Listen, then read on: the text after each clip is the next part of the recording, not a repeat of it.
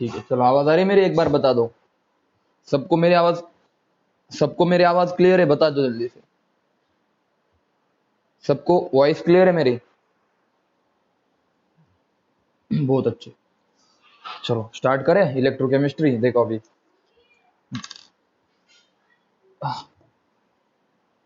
देखना, सब ज्वाइन हो गए। देखो इलेक्ट्रोकेमिस्ट्री में हमें, देखो सबसे पहले मैं बता रहा हूँ क्या पढ़ना है। कोई दिक्कत नहीं, धीरे धीरे पढ़ेंगे। इलेक्ट्रोकेमिस्ट्री इलेक्ट्रोकेमिस्ट्री में हमें पढ़ना होता है कि सबसे पहली बात हमें तीन चीजें पढ़नी होती है। मैं पार्ट बता रहा हूँ। एक तो हमें पढ़ना होता है इलेक्ट्रोकेमिकल सेल। Electrochemical cell. दूसरा हमें पढ़ना होता है इलेक्ट्रोलाइटिक सेल। इलेक्ट्रोलाइटिक सेल्स मतलब इलेक्ट्रोलाइटिक सेल्स आपके पास दो टाइप के होते हैं, दो तीन होते हैं, ठीक है। इलेक्ट्रोकेमिकल सेल आपके पास बहुत है, 7-8 है, ठीक है, इनको अलग से पढ़ना है। उसके बाद हम पढ़ेंगे कंडक्टेंस।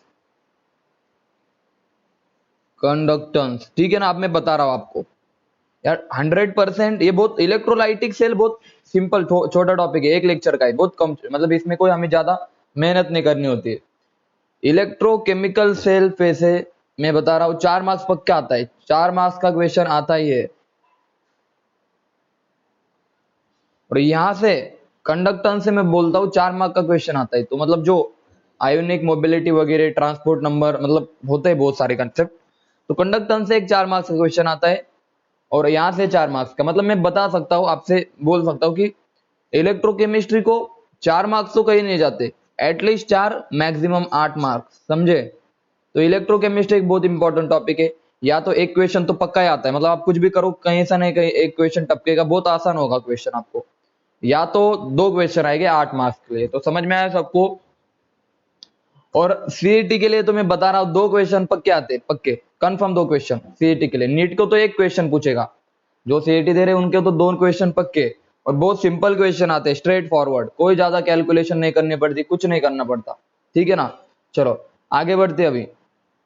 अब इलेक्ट्रोकेमिस्ट्री क्यों पढ़ना है, तो याद रखना बच्चों, इलेक्ट्रोकेमिस्ट्री पढ़ने का मोटो क्या है हमारा, व्हाट इज द रीजन, हम क्यों पढ़े सर।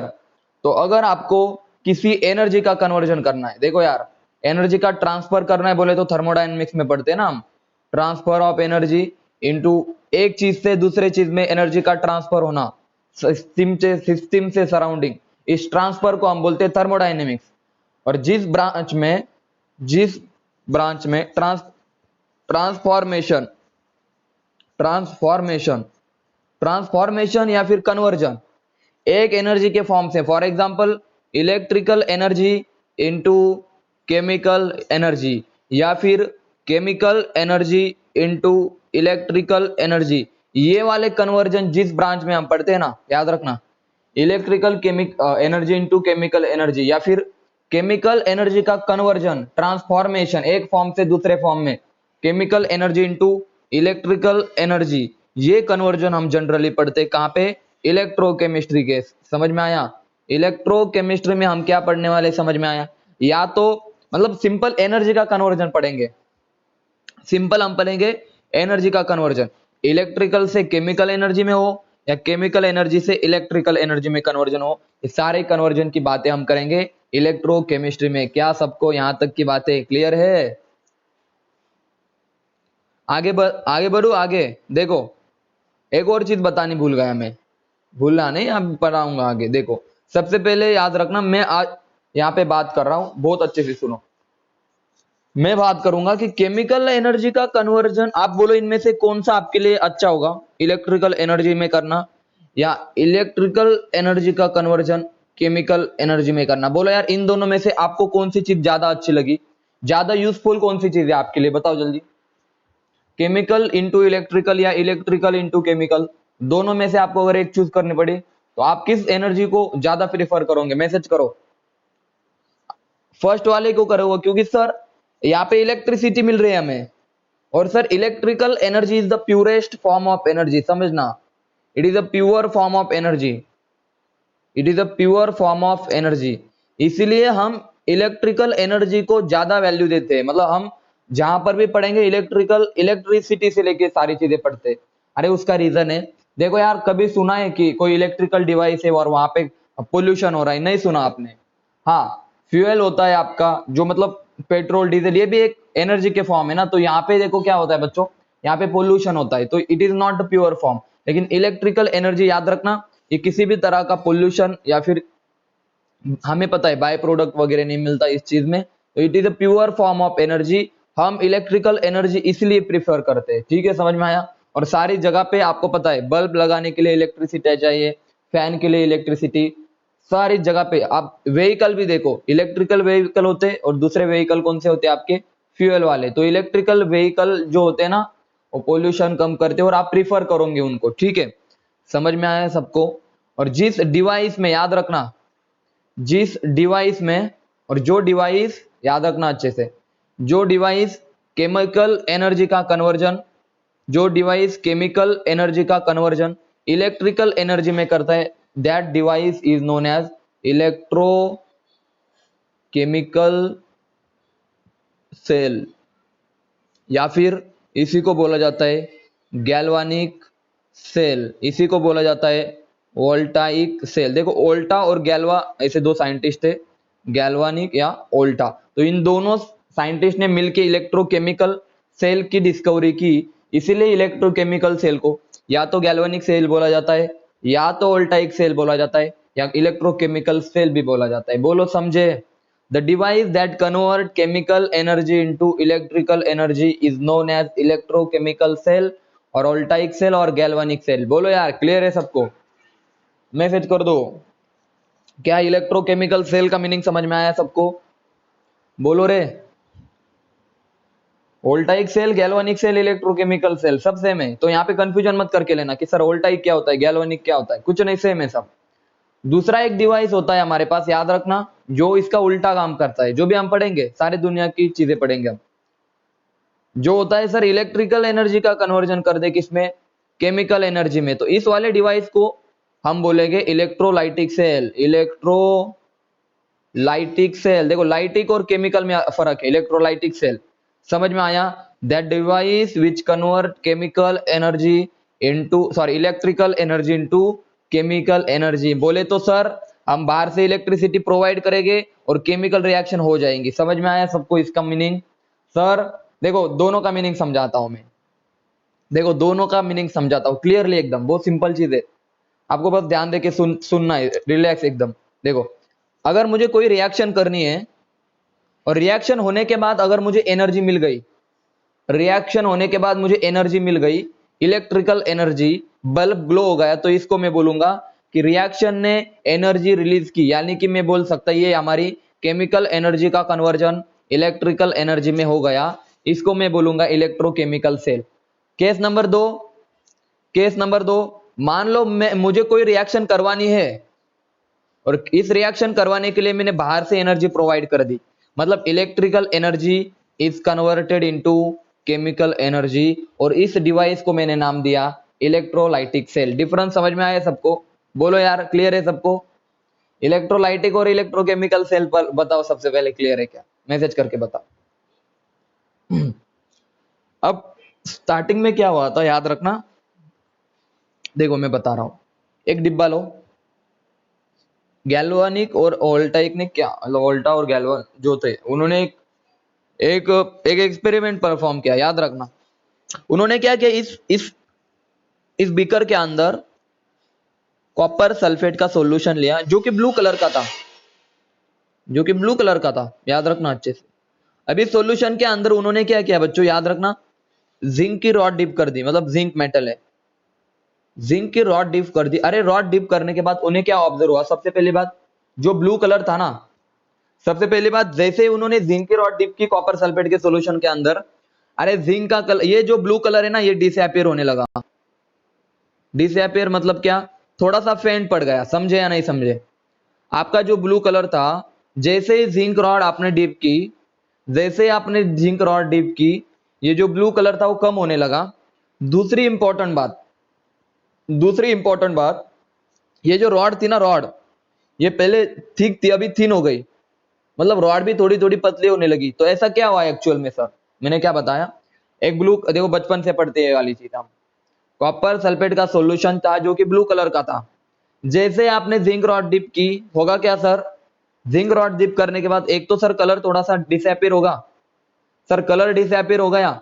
और दूसरी बात सर, हमारी जो रॉड थी ना वो थोड़ी सी क्या हो गई बताओ जल्दी, रॉड हमारी थिन हो गई, साइड से थोड़ी सी डिजोल्व हो गई कॉपर सल्फेट के अंदर। तो इस वाली चीज को पढ़ते अभी देखो, इस वाली चीज को पढ़ते भाई। एक चीज याद रखना, जिंक की रिएक्टिविटी कॉपर से ज्यादा होती है, ठीक है ना, जिंक की रिएक्टिविटी कॉपर से ज्यादा होती है। मान लो मेरे पास जिंक है, ये कॉपर सल्फेट के सॉल्यूशन में मैंने जिंक सॉलिड को कॉपर सल्फेट एक्वेस सॉल्यूशन में जैसे मैंने डिप किया, आपके पास बना जिंक सल्फेट प्लस कॉपर जो कि सॉलिड, मतलब दो चीजें बनी।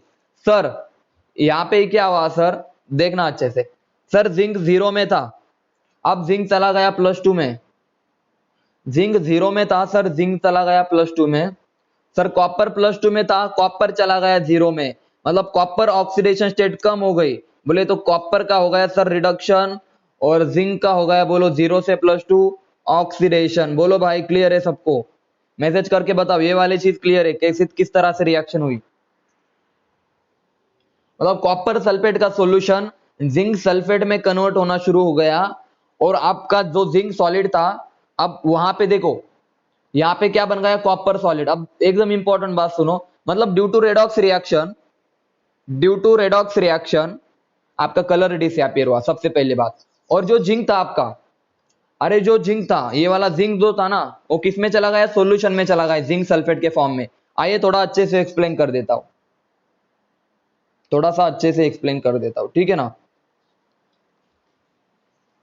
जिंक सल्फेट का सॉल्यूशन कलरलेस होता है, ठीक है ना बच्चों, जिंक सल्फेट का सॉल्यूशन कलरलेस होता है, याद रखना। अब देखो, जैसे हमने बहुत अच्छे से देखो, इसके अंदर जिंक की रॉड डिप की, जिंक की रॉड है। अब यहाँ पे क्या होगा देखो, यहाँ पे मान लो कॉपर सल्फेट है आपका, तो रिएक्शन होने के बाद मैंने बताया जिंक सॉल्यूशन में चला जाएगा in the form of Zn+2। सबसे पहले तो ये रिएक्शन होगी सर।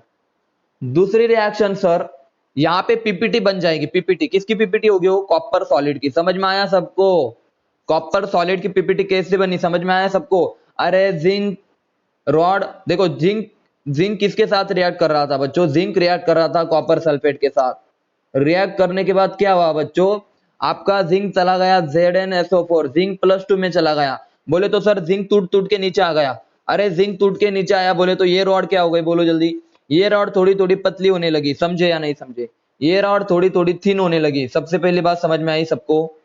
और दूसरी इंपॉर्टेंट बात, दूसरी इंपॉर्टेंट बात, जैसे ही जिंक नीचे आने लगा +2 के फॉर्म में, रॉड पतली होने लगी, और आपके पास कॉपर भी बन रहा है ना, तो जैसे ही कॉपर सॉलिड बना, यहाँ पे पीपीटी बनने लगी, समझे या नहीं समझे। और इसी रिएक्शन को हमने नाम दिया रेडॉक्स। गैल्वेनिक और वोल्टाइक ने ये वाली रिएक्शन पहले की। अब उन्होंने क्या किया बच्चों, सेकेंड केस में उन्होंने क्या किया, समझो अभी। केस नंबर, ये बात सबको समझ में आई, बोलो जल्दी, ये रिएक्शन सबको समझ में आई, जिंक और कॉपर सल्फेट की। दूसरी रिएक्शन उन्होंने क्या की, कि उन्होंने किया कि एक काम करते सर, अब हम जिंक सल्फेट का सॉल्यूशन लेंगे और कॉपर ऐड करेंगे, तो क्या होगा सर, अरे no reaction, copper plus zinc sulphate की कोई रिएक्शन नहीं होगी, बिकॉज सर जिंक की रिएक्टिविटी ज्यादा है कॉपर से, तो कॉपर इसको रिप्लेस नहीं कर सकता। समझे या नहीं समझे, मैसेज करो जल्दी से। तो कलर चेंज नहीं होगा, इसका कलरलेस है, जिंक सल्फेट आपको पता है कलरलेस है, तो इसका कलर एज इट इज रहेगा, मतलब नो कलर, मतलब कोई कलर नहीं आएगा। अगर रिएक्शन होती तो ब्लू कलर आ जाता, लेकिन देखो मैंने बताया ना, अगर जिंक को मैं ऐड करूं, जिंक को ऐड करूं कॉपर सल्फेट में, तो आप बोलोगे सर कलरलेस हो जाएगा, ब्लू सॉल्यूशन कॉपर सल्फेट का कलरलेस हो जाएगा, कलरलेस।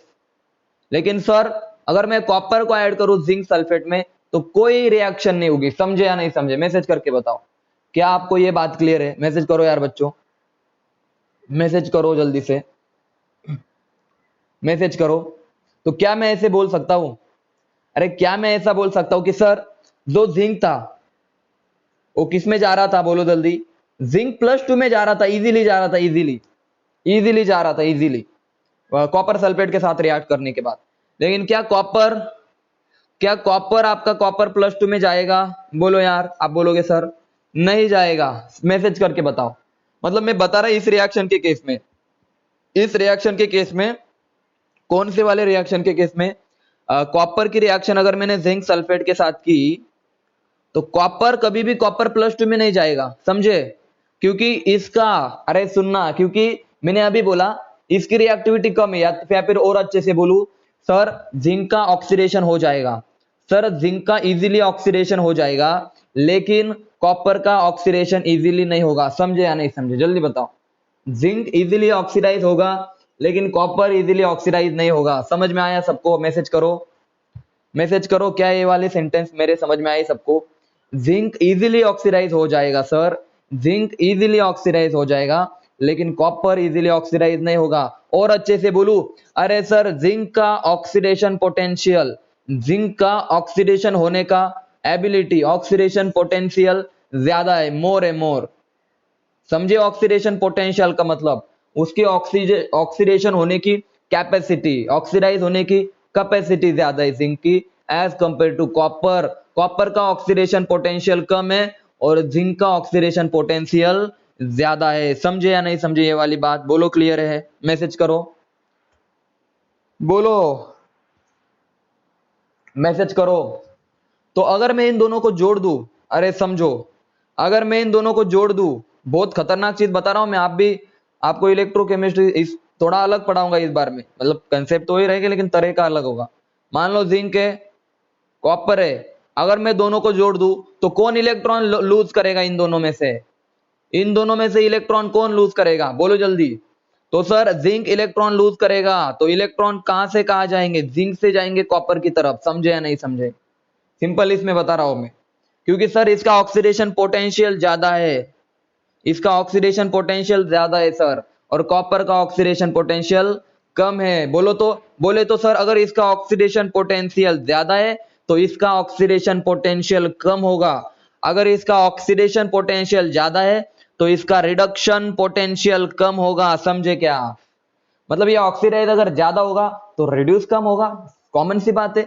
और अगर इसका ऑक्सीडेशन पोटेंशियल कम है तो इसका रिडक्शन पोटेंशियल ज्यादा होगा। बोलो भाई, क्लियर है सबको? ऑक्सीडेशन पोटेंशियल और रिडक्शन पोटेंशियल की बातें सबको क्लियर हो रही है? मैसेज करके बताओ हाँ या ना।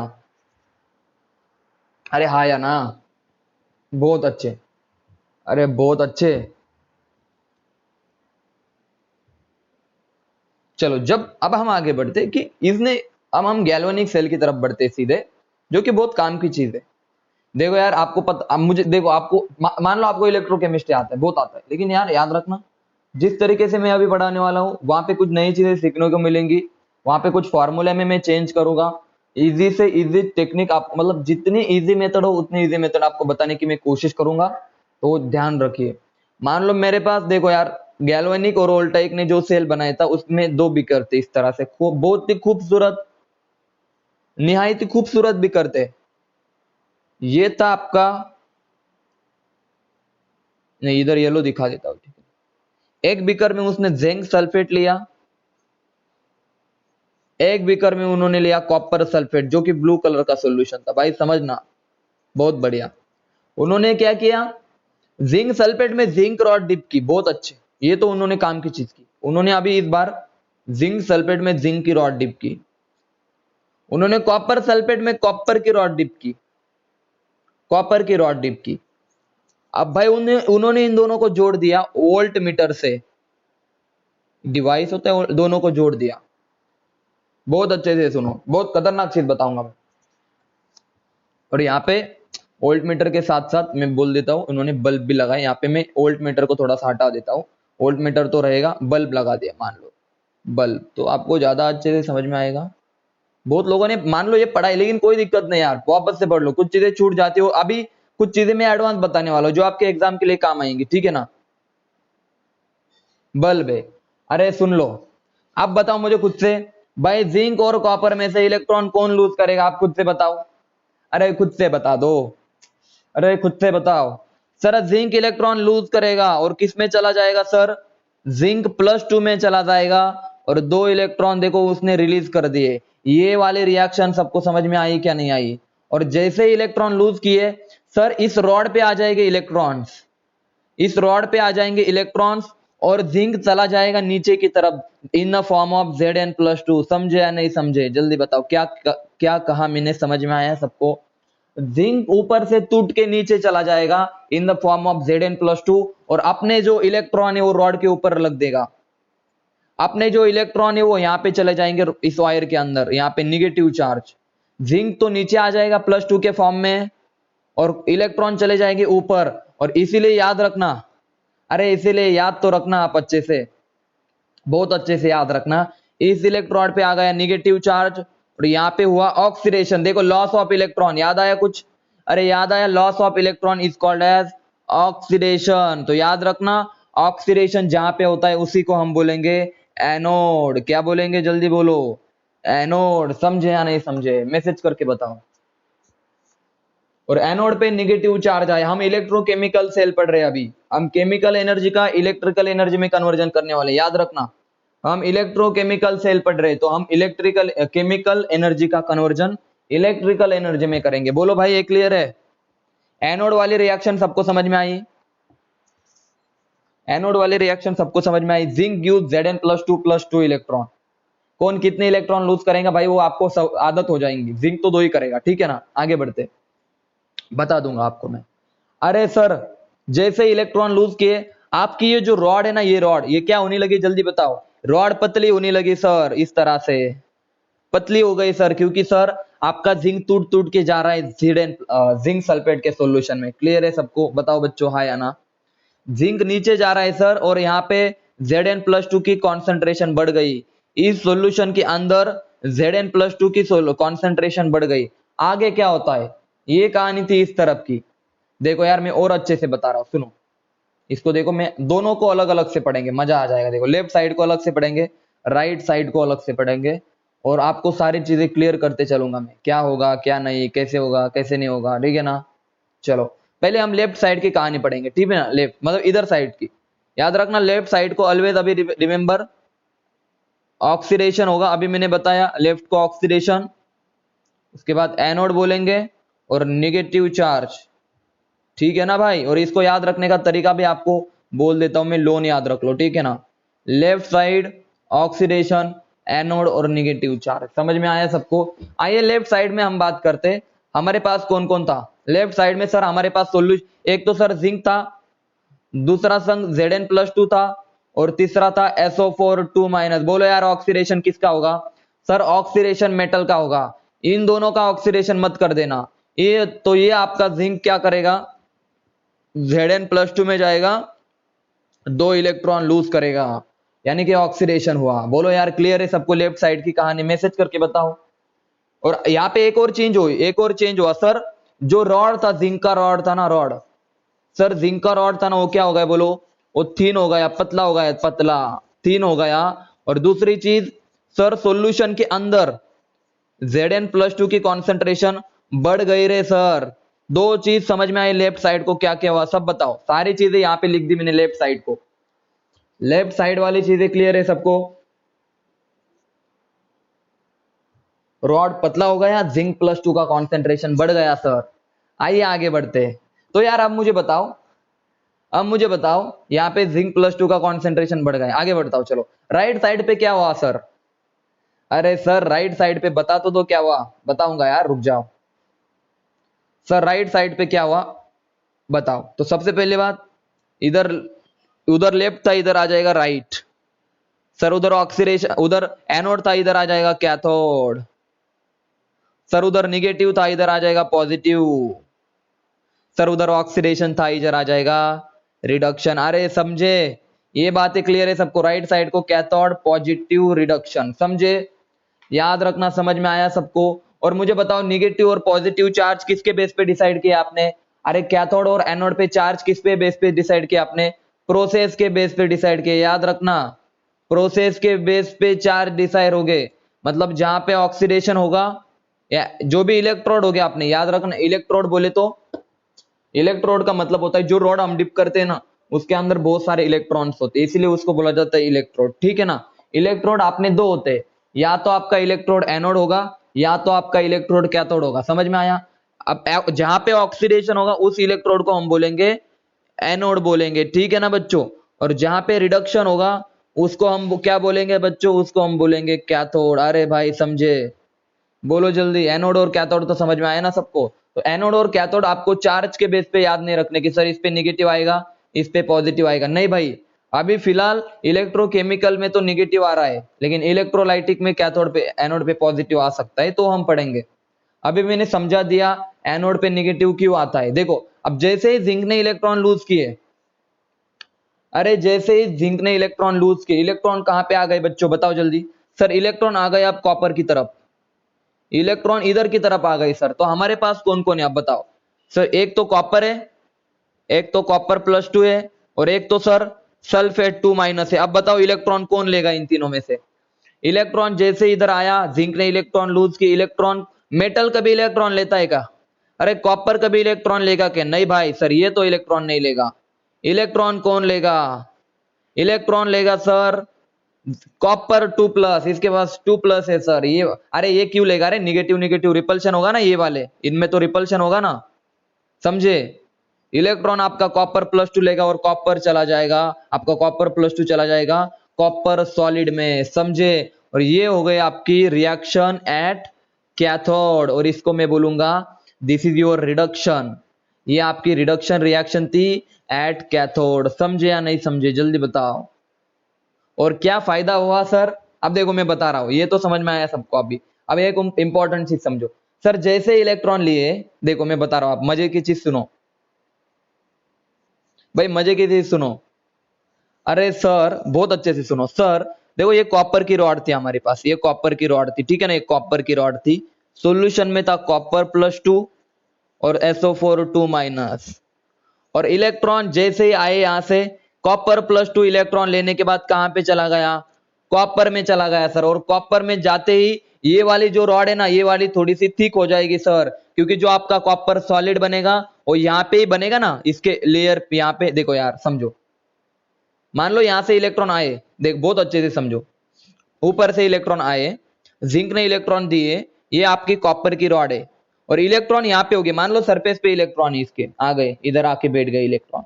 अरे जो कॉपर आएगा कॉपर +2, वो इनके पास आके चिपक जाएगा ना इधर, और बोलेगा सर अब मैं बन गया कॉपर। और इधर वाली रॉड क्या हो जाएगी, जल्दी बोलो, थिक हो जाएगी। और यहाँ पे अगर कॉपर +2 कम हो रहे भाई, कॉपर +2 ऊपर जा रहे, तो यहाँ पे किसका कॉन्सेंट्रेशन बढ़ रहा है, जल्दी बताओ। SO4 2- का कॉन्सेंट्रेशन बढ़ रहा है, समझ में आया सबको। कॉपर +2 ऊपर जा रहे, तो कॉपर तो SO4 2- का कॉन्सेंट्रेशन बढ़ रहा है, मतलब राइट साइड पे क्या होगा सर, राइट साइड पे क्या होगा, ये तो पता है आपको, रिडक्शन कैथोड पॉजिटिव सब पता है। लेकिन एक और चीज सर, राइट साइड पे होगा, जो आपकी कॉपर की जो रॉड थी ना, वो ठीक हो जाएंगी, वो ठीक हो जाएंगी सर जी। और दूसरी बात, सब SO4 2- का कॉन्सेंट्रेशन बढ़ जाएगा, बोलो रे समझे। उधर जिंक +2 बढ़ रहा था, इधर SO4 2- बढ़ रहा है, बोलो क्लियर है सबको, मैसेज करके बताओ रे। 1 मिनट रुक जाओ।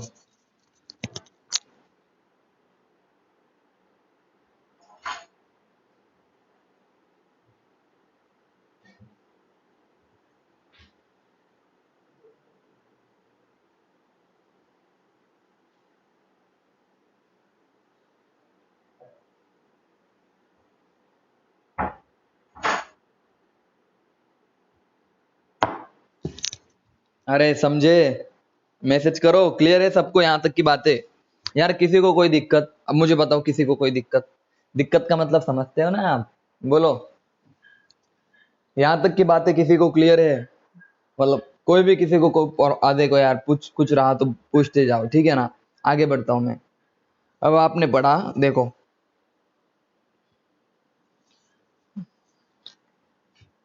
देखो बहुत खतरनाक चीज बताऊंगा। देखो ये हमारा कंटेनर था 1 नंबर का, और ये कंटेनर था 2 नंबर का। इसके अंदर थी 3 जिंक की रॉड थी, इसके अंदर थी कॉपर की रॉड। ये थी कॉपर, देखो यार कॉपर, ये था जिंक, अंदर था जिंक सल्फेट, इसके अंदर था कॉपर सल्फेट, ठीक है ना बच्चों। इनको मैंने जोड़ दिया, यहाँ पे बल्ब लगाया, जैसे इलेक्ट्रॉन फ्लो हो गए बल्ब ग्लो होने लगा, समझे। जैसे इलेक्ट्रॉन फ्लो है आपका बल्ब ग्लो होने लगा, समझे। अब आपने क्या किया, देखो यार, इसके अंदर क्या बढ़ गया था, इसके अंदर क्या बढ़ गया था जिंक सल्फेट के सॉल्यूशन के अंदर, आप बोलोगे सर Zn+2 बढ़ गया था, इसके अंदर बढ़ गया था SO4 2-, तो आप खुद से बताओ यार, आप खुद से बताओ, इसके अंदर Zn+2 का बहुत कॉन्सेंट्रेशन बढ़ गया, तो क्या ऊपर से Zn+2 नीचे आ पाएगा यार, रिपल्शन होगा ना दोनों में, समझे? अरे समझ में आ रहा है आपको? अगर नीचे Zn+2 का कॉन्सेंट्रेशन बहुत बढ़ गया तो क्या ऊपर से पॉजिटिव चार्ज वाली स्पेसिस नीचे आ पाएंगी? बताओ जल्दी, मैसेज करके बताओ। नहीं आ पाएगी सर। दूसरी इंपॉर्टेंट चीज सुन लो, दूसरी इंपॉर्टेंट चीज सुन लो, क्या पता है, समझ में आया सबको? कि ऊपर से Zn+2 अब नीचे नहीं आ पाएगा क्योंकि सर कॉन्सेंट्रेशन ऑफ Zn+2 बढ़ गया। अब इलेक्ट्रॉन जो आ रहे थे ऊपर से, अरे नीचे सल्फेट बढ़ गया ना, तो ऊपर से नीचे इलेक्ट्रॉन आ पाएंगे क्या, जल्दी बताओ? इलेक्ट्रॉन Copper+2 के साथ रिएक्ट कर पाएंगे क्या? Answer is no sir. यानी कि आपका बल्ब ग्लो होना बंद हो जाएगा। समझ में आया सबको? अरे नीचे अगर Zn+2 बढ़ गया, नीचे अगर सल्फेट बढ़ गया, तो ऊपर से कोई नीचे नहीं आ पाएगा। तो हम याद रखा, इसके लिए साइंटिस्ट ने क्या किया, एक चीज इन दोनों को जोड़ने के लिए एक चीज बनाई। सुनो, ये सब इलिमिनेट करने के लिए एक चीज बनाई, सुनो अभी अच्छे से, जिसका नाम था सॉल्ट ब्रिज, जिसका नाम था सॉल्ट ब्रिज। समझना अच्छे से, हाँ सबको पता है सॉल्ट ब्रिज, ठीक है ना? एक इन्वर्टेड यू, देखो inverted U shape tube, inverted U shape tube, मतलब एक ट्यूब ली उन्होंने ऐसी, देखो दोनों को जोड़ रही है। अब इसमें उन्होंने कुछ भी, मतलब इसमें उसने क्या ऐड किया, अगर अगर जेल था, यहाँ पे लिख देता हूं, अगर अगर जेल, जो आप सबको पता होगा एक जेल लाइक स्ट्रक्चर होता है, जो अगर अगर जेल या फिर जिलेटिन, यहाँ पे लिख देता हूं जिलेटिन या फिर अगर अगर जेल उसमें उसने ऐड किया, और उसी के साथ साथ इसमें उसने सपोज K+NO3-, मतलब कोई इलेक्ट्रोलाइट ऐड किया। अब इसका क्या क्या क्या काम होगा, तो याद रखना, इस वाले सॉल्यूशन में अगर Zn+2 बढ़ जाता है तो इधर से नाइट्रेट आएगा और Zn+2 के साथ रिएक्ट कर देगा। समझ में आया सबको? थोड़ा अच्छे से बताता हूँ, ठीक है ना यार, बहुत अच्छे से बताता हूँ, रुक जाओ, इसको रफ कर देता हूँ। अगर अगर जेल एंड जिलेटिन होता है, समझ में आया? उसमें, और उसके साथ क्या होता है, इलेक्ट्रोलाइट होता है, मतलब कि एक सॉल्ट होता है, सिंपल इसमें एक सॉल्ट होता है। देखना, मान लो इधर इस वाले कंटेनर में Zn+2 बढ़ गया, और इस वाले कंटेनर में याद रखना क्या बढ़ गया, इधर बढ़ गया सल्फेट। अब हमने सॉल्ट ब्रिज ऐड किया इसमें, और सॉल्ट ब्रिज के अंदर जो भी हम सॉल्ट लेंगे, मान लो किसी के पास मेटल M+ और X-, कुछ भी ले लो यार आप, मतलब यहाँ पे मैं ले लो, कुछ भी ले लो सॉल्ट, मतलब हाँ कोई भी नहीं ले सकते हम, मैं उसकी भी कंडीशन बताऊंगा। हम कौन सा यूज करेंगे, मान लो यहाँ पे ले लेता हूं मैं K+NO3-, KNO3 ले लेता हूँ, ठीक है ना, सिंप्लिसिटी के लिए। तो याद रखना, अगर Zn+2 बढ़ता है तो इसके पास कौन आएगा, नाइट्रेट आ जाएगा, क्योंकि ये एक दूसरे को बैलेंस कर देंगे। और अगर इधर सल्फेट बढ़ता है तो इधर आ जाएगा K+। समझे या नहीं समझे? बोले तो अभी ये भी कम हो जाएगा और ये भी कम हो जाएगा, और आपकी रिएक्शन, बल्ब आपका कंटिन्यूअसली ग्लो करेगा। समझ में आया सबको? सॉल्ट ब्रिज का फंक्शन क्या होता है कि जो एक्स्ट्रा पॉजिटिव चार्ज है, मतलब जो पॉजिटिव चार्ज ज्यादा जनरेट हो गया, जो निगेटिव चार्ज ज्यादा जनरेट हो गया, उनको न्यूट्रल करने का काम करता है। न्यूट्रल मतलब इलेक्ट्रो न्यूट्रलिटी मेंटेन करता था सॉल्ट ब्रिज। समझ में आया सबको? सॉल्ट ब्रिज दोनों को न्यूट्रल करता है, इट मेंटेन्स इलेक्ट्रो न्यूट्रलिटी। समझे या नहीं समझे? बोलो, क्लियर है? सॉल्ट ब्रिज का काम दोनों की तरफ से, मतलब इधर अगर पॉजिटिव चार्ज बढ़ गया तो सॉल्ट ब्रिज अपना निगेटिव भेजेगा उसको स्टेबल करने के लिए, इधर अगर निगेटिव बढ़ा तो सॉल्ट ब्रिज आपका पॉजिटिव भेजेगा, बोलेगा उसको स्टेबल कर। Now this is known as electro neutrality principle of salt bridge. दूसरी इंपॉर्टेंट बात कि सर हम क्या यूज करते सकते हैं सॉल्ट ब्रिज में,